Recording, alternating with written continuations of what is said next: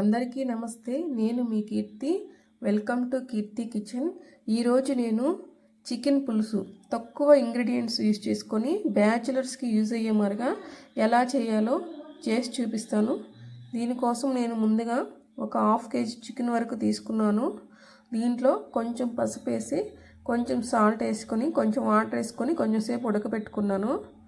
ఇదిగోండి, ఒక చిన్న బాణలు పెట్టుకొని దాంట్లో కొంచెం ఆయిల్ వేసుకొని, కొంచెం ఆవాలు, కొంచెం జీలకర్ర వేసుకొని అవి చిటపటలాడాక కొంచెం ఆనియన్స్ వేసుకున్నాను. ఈ ఆనియన్స్తో పాటు పచ్చిమిర్చి కూడా వేసుకొని అవి వేగాక టమోటా ముక్కలు కూడా వేసేసుకున్నాను. ఇవి కూడా మగ్గిన తర్వాత ఒక 2 టేబుల్ స్పూన్ల అల్లం వెల్లుల్లి పేస్ట్ వేసుకొని పచ్చివాసన వెళ్ళేంత వరకు వేయించుకున్నాను. దీంట్లోనే ఒక చిటికెడు పసుపు, ఒక 2 టేబుల్ స్పూన్ల ధనియాల పొడి, 1 టేబుల్ స్పూన్ మిరప్పొడి వేసుకున్నాను. ఇలా అడుగు మాడకుండా దీన్ని బాగా కలుపుకున్నాను.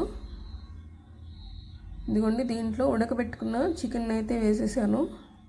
ఇలా కొంచెంసేపు దీన్ని కలుపుకుంటూ ఉండాలి. అంతే అండి, కొంచెంసేపు ఉడకనిచ్చిన తర్వాత దించేయాలి. చాలా సింపుల్గా, టేస్టీగా, తక్కువ ఇంగ్రీడియంట్స్ వాడి చేసే చికెన్ పులుసు అయితే రెడీ అయిపోయింది. మీరు కూడా ట్రై చేయండి.